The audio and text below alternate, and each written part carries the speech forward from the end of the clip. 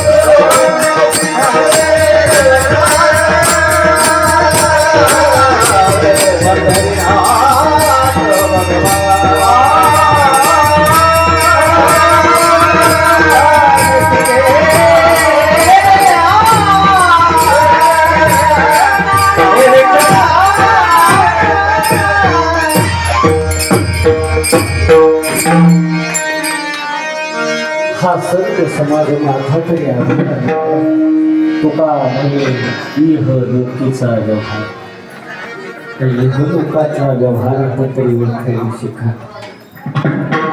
इह लोकातला व्यवहार काय आहे?